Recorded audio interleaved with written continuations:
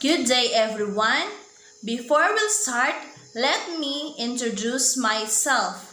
My name is Doreen May Razonado Hernando, from second year student of Bachelor of Science in Hospitality Management. In my report, it's all about expectancy theory. Expectancy theory is the individual's belief that effort will lead to the intended performance goals. Expectancy describes the person's belief that I can do this.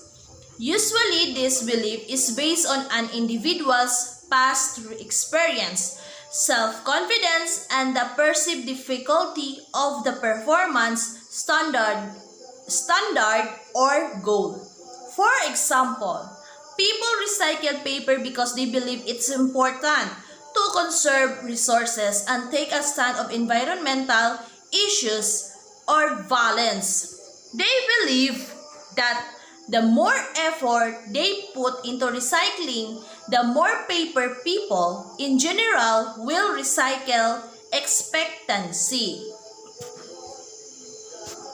So, the meaning of the power has been defined as the potential to influence the actions of another person in the direction desired by the influencer.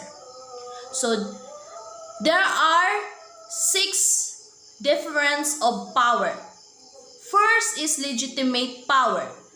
The legitimate power is you derive from your formal position or office held in the organization's hierarchy of authority.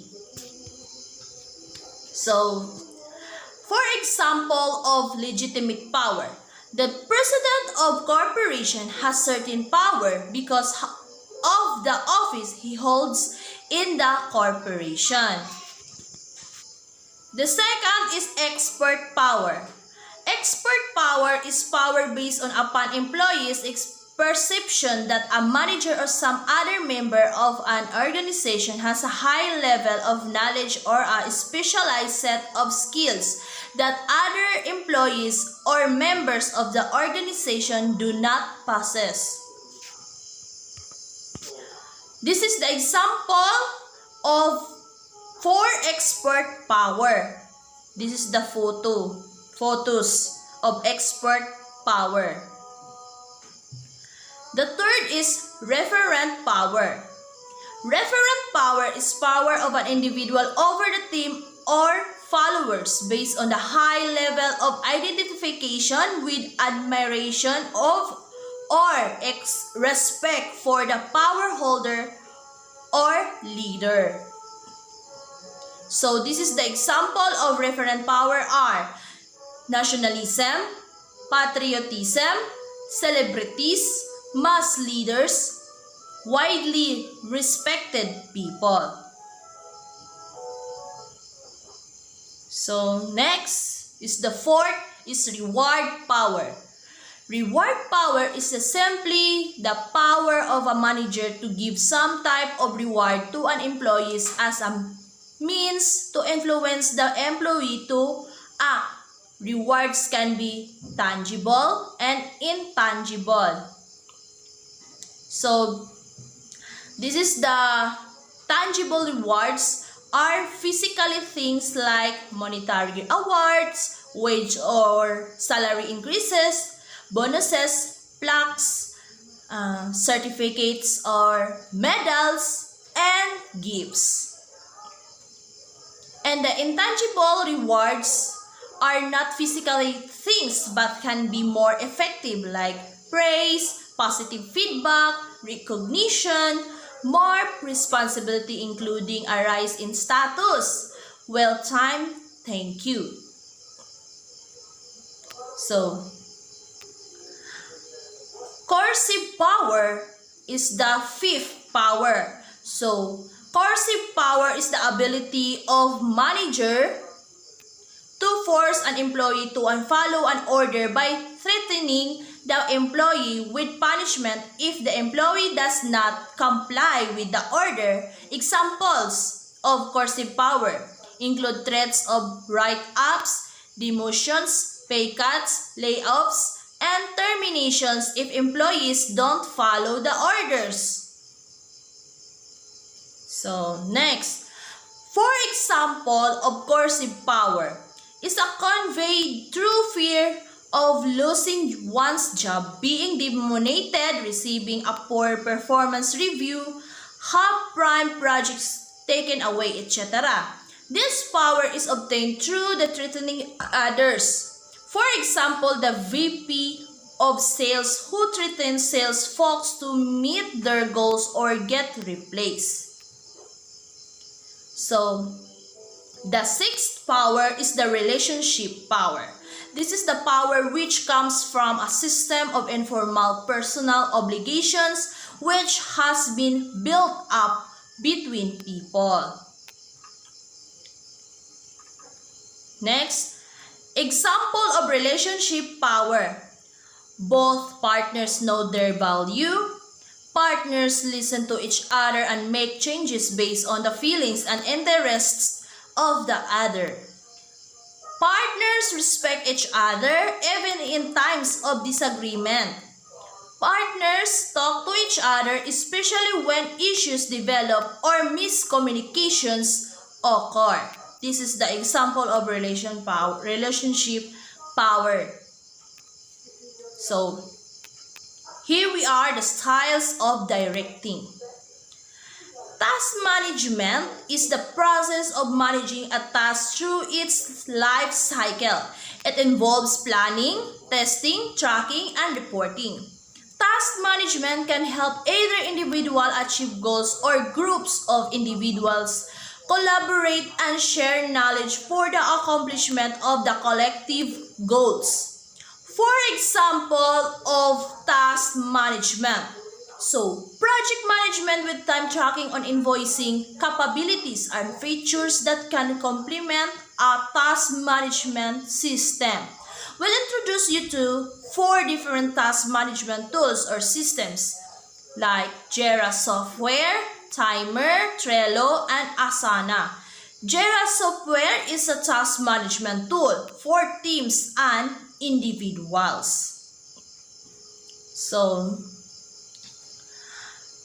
next is the country for production or country club management.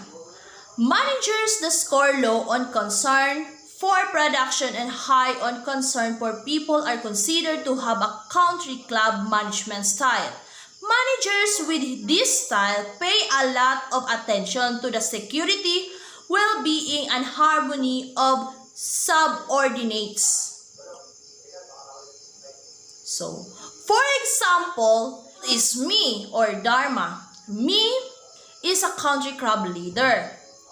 The country club leader has the most concern for people.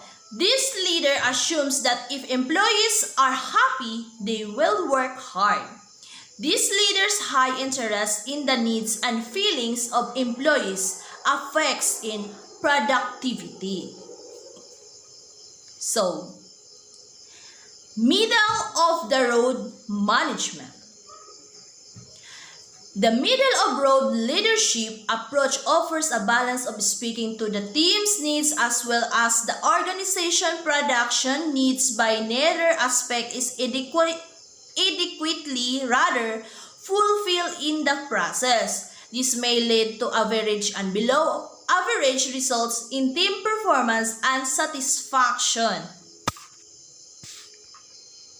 Okay. For example is Brandy is the bar management and Chip's cocktail lounge.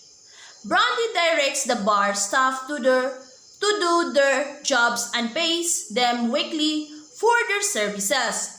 She does not push them to upsell drinks or to clean when they are not busy. She does not offer additional training or opportunities to attend bartending contests or events. Guests get their drinks on time alright, but no small talk in exchange. As a result, her employees are neither satisfied nor dissatisfied with their jobs and their performance is average. Brandy is a middle of the road leader.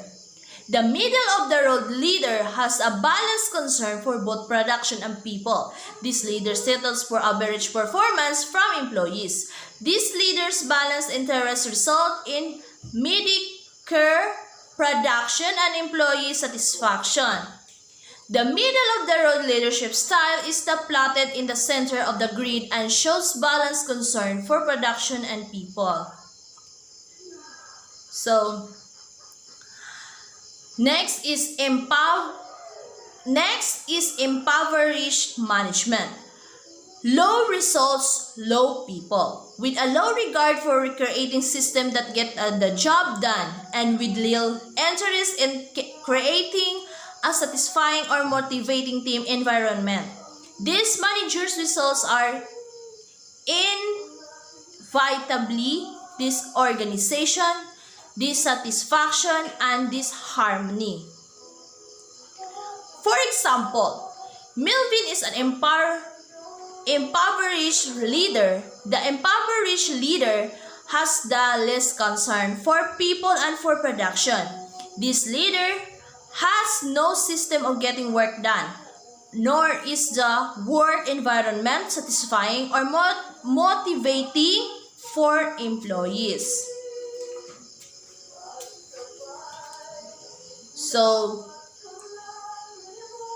team management style, a leadership style that emphasizes both task and interpersonal relationships and can create a very productive and good working environment. How do you manage a team? Examples of effective team management skills: focus on serving rather than managing. Don't always assume you're right. Make transparency a priority. Set boundaries. Provide a positive workspace. Emphasize constant and effective communication within the workplace. Encourage and nurture your team's growth and be open to change. So, that's all my report.